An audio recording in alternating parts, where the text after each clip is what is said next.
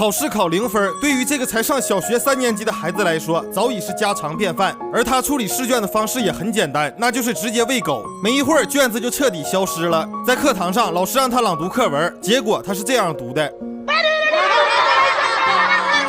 那不出意外，他又被赶出了教室。老师们都说他笨，肯定是脑子有问题。可谁也不知道，这个被所有人讨厌的小孩其实是个天才。他只是得了一种病，读写障碍症。在他的眼里，所有数字跟字母都是蜘蛛，只要翻开书，那些字符仿佛都在跳舞。所以他其实并不是不想学习，只是没有人去了解，才导致这个高智商的男孩被当成了白痴。他叫小一，这天又在学校惹了麻烦。刚进家，老爸抬手就要抽他，结果他却捂着嘴笑了。老爸是恨铁不成钢，当天晚上就决定把他送到一所军事化管理的寄宿学校。这也就意味着他必须得跟家人分开。这对才年仅8岁的小一来说，真的无法接受。他哭着发誓自己以后会努力学习，成为大家眼中的乖小孩。可老爸根本不听，第2天就把他送到了寄宿学校。校长跟爸妈保证，不管他是多野的小孩，都能给管得老老实实。听完校方的保证之后，爸妈开车就走了。望着爸妈远去的背影，小一再也承受不住，他感觉爸妈是不要他了。然而新学校的学习生活才是真正噩梦的开始。在语文课上，老师让他做阅读理解，小一很有天赋，直接说出了文章内最深层的含义，哪成想却被老师一口否定。在他的认知里，课堂上只有标准答案。到了美术课，老师让大家照着黑板临摹，他觉得无聊，对着窗外走神。结果老师一个粉笔扔过来，还说疼痛的感觉能让学生认真听讲。往后的每堂课，他都会被老师责骂，同学们也嘲笑他，这让小一的精神状态出现了严重问题。他变得十分暴躁，把书扯了扔进垃圾桶，甚至直接把书包撇到楼下。后来他消停了，只是一个人趴在栏杆上，看着楼下发呆。没有人注意到这个8岁小男孩的心理变化，直到一个新美术老师的到来。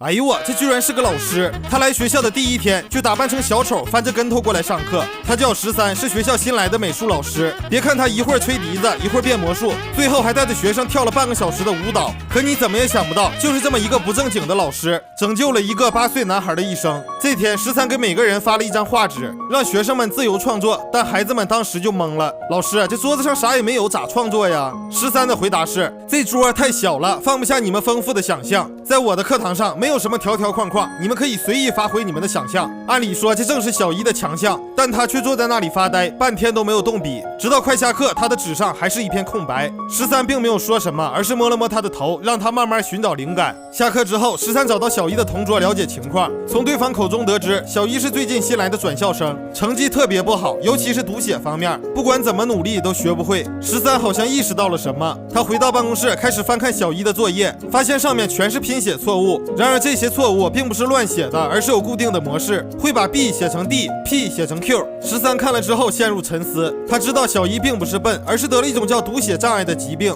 因为他也有相同的经历。得知情况后，13不远万里来到小一的家里做家访。他看到满墙小一的画作，发现他是一个想象力丰富的绘画天才。13把小一患有读写障碍的事情告诉给小一的爸妈，老爸听了压根儿不信，这都是他不想读书的借口。13说，你们家小一在绘画方面天赋异禀，而老爸却说，那画画有什么用，能考上好大学吗？面对这样的爸妈，13也不好多说什么，只能默默离开。但13并没有放弃，为了拯救小一，他想到了一个主意。这个老师在课堂上讲了一个故事。从前呢，有这么一个学渣，他不喜欢读书，也不喜欢写字，成绩特别的差，所有人都认为他是个废物。你们知道他是谁吗？小一紧张的低下头，他觉得老师肯定是在说他，但下一秒，老师就举起一张照片说，没错，他就是爱因斯坦。老师说，很多名人在儿童时期都有读写障碍，但这并不妨碍他们成为改变世界的巨人。听完老师讲的故事，小一的眼里再次有了光芒，露出了久违的微笑。他没想到那么多了不起的人物居然都和自己一样。下课后，老师跟小一说，自己小时候也患有读写障碍，老爸也不理解我，认为我以后肯定没有出息。可你现在看我，不也照样做了老师？听到这些，小一仿佛吃了一颗定心丸。在一次手术课上，小一利用一个小小的零件，亲手做出了一个可以自行滑动的小船，这也证明小一确实是个天才。13决定亲自给他补课。对于小一来说，在学习这件事里再也没有谩骂和嘲笑，通过绘画的方式教他正确拼写，用跳台阶的游戏训练算术能力。渐渐的，小一认清了所有字母的形状，还能读出完整的句子。他也重新喜欢上了学习，变得格外努力。在不久后的一场全校绘画大赛中，小一拿着爸妈送给他的画笔，找了个安静的角落坐下，尽情地挥洒绘画天赋。色彩在他的笔下仿佛都拥有了生命。老师看着小一的作品惊呆了，丰富的想象力跟大胆的配色，正是小一内心世界的写照。校长宣布最终成绩，第一名居然不是美术老师，而是只有8岁的小一。在领奖台上，他接过奖状，望着台下雷鸣般的掌声，这是小一第一次得到这么多人的认可。而在比赛中，老师也完成了一幅画作，他的画是这样的。